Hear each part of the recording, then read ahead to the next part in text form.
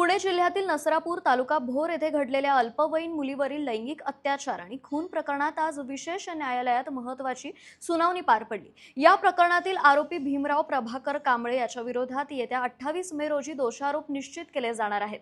त्याआधी आरोपीची ओळख, परेड आणि वैद्यकीय तपासणी पूर्ण करण्याचे आदेश न्यायालयाने दिले आहेत। तसेच पुढील सुनावणीवेळी आरोपीला कडेकोट पोलीस बंदोबस्तात प्रत्यक्ष न्यायालयात हजर करण्याचे निर्देशही देण्यात आले आहेत।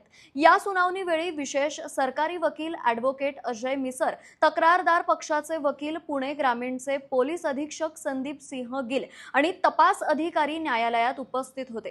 राजगड पोलीस ठाण्याच्या हद्दीत घडलेल्या या गंभीर गुन्ह्याचा तपास पुणे ग्रामीण पोलिसांनी बारकाईने केला असून आरोपी विरोधात तब्बल 11 पानांचे दोषारोप पत्र न्यायालयात सादर करण्यात आले आहे। आरोपीवर भारतीय न्याय संहिता 2026 मधील खून, लैंगिक अत्याचार, अपहरण आणि धमकीसह विविध गंभीर कलमांखाली गुन्हे दाखल करण्यात आले आहेत।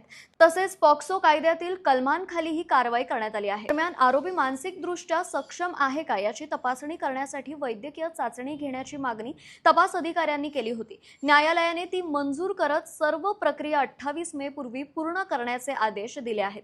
याशिवाय तक्रारदार पक्षाच्या वकिलांना, विशेष सरकारी वकिलांना सहाय्य करण्यास परवानगी देण्यात आली आहे।